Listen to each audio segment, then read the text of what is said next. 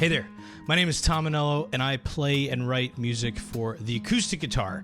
And today I'm going to talk to you about how I approach recording the acoustic guitar for personal projects and videos like this, social media, or for my live stream. Now, I think it's the case that a lot of people think that recording or getting into recording at home needs to be very expensive, and I'm here to tell you that it absolutely does not.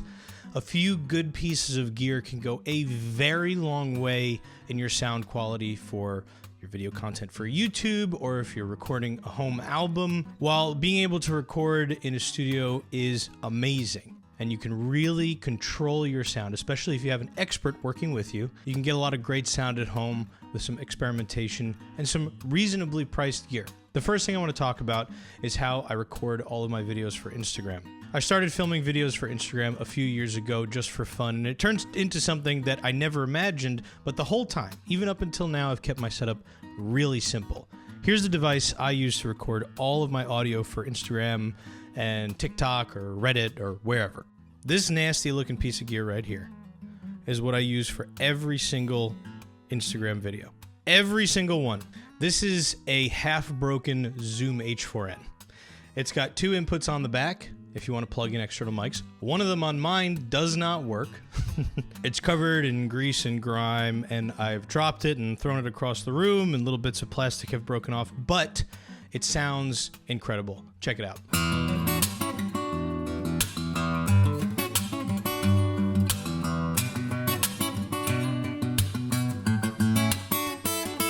I picked this up barely secondhand, honestly. It's gone through many sets of hands, and I got it for free, but I think brand new these go for about $200. It's got a 1/4-20 mount on the bottom, which means that I can stick this cheap pair of tripod legs on it and put it just about anywhere. And when I'm recording with this, I'm using the onboard microphones, and I'm placing it about 6 inches from the 14th fret of my guitar. To be honest with you, I don't know a ton about recording. I'm not a recording expert. That much has been made very clear to me working with actual recording experts, but I've managed to get some really nice sounds out of this. When I'm shooting videos for social media, this is going to be a crazy admission, but I don't actually import the audio into a digital audio workstation.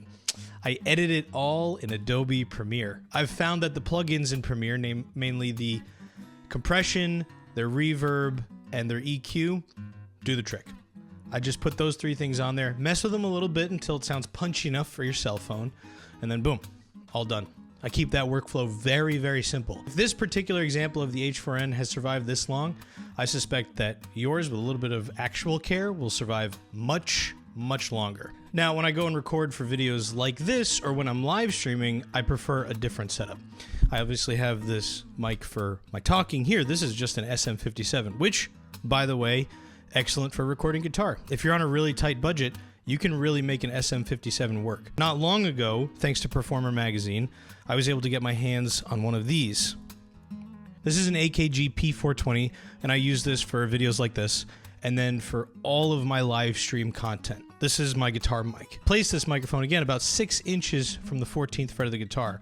One of the best tips I got was, if you don't have a treated room, which I don't, there's very little in the way of absorption, and if you don't have treatments or foam hanging all over the place, one of the best things you can do to really isolate the guitar sound is play close to the mic to eliminate as much room tone as possible. I've had some really great results with this, and again, I keep my effects simple. I use, as far as plugins go, I use Tal Reverb, which is completely free. I use stock compression from Reaper and their EQ as well. And Reaper, if you want to download it to try it out, is completely free. You can use that program for free forever. Of course, you can buy it. Get rid of the screen that's always begging you to buy it. And finally, if I want to go record something to release on Spotify, I've approached that a couple of different ways in the past. I've used an at-home setup. The first album that I released, called Homecoming, that I released in 2020, I recorded right in this room with about as much stuff as you see in here. I borrowed a pair of Rode small diaphragm condensers from my brother, and I also used the H4n in the same setup. And I gotta say, the audio came out sounding pretty good. It was less than ideal, but I found a good friend who did the mix and master, and he did some really wonderful work to make that happen. However, I would say for something that you want to have long-term and be really comfortable with, there's very little that can beat a studio environment where you have complete control over the sound. And there's also very little that can beat the expertise of somebody who specializes in recording. So when you're ready to take on your own project, you can do it at home. There's nothing wrong with that. I did, and I'm very happy with the result. But if you can find a way to swing it, getting into a studio for a day to record your acoustic guitar tracks will give you lots of room to experiment with your sound and find the tone that best suits your sensibilities. I try to do everything on a budget with gear that's easy to work with. So I have these relatively inexpensive microphones like the SM57 or the P420 or my Zoom H4n, and I run all of that through a Scarlett 2i2, which I found to be a fantastic interface. Does it have the best preamps? Absolutely not.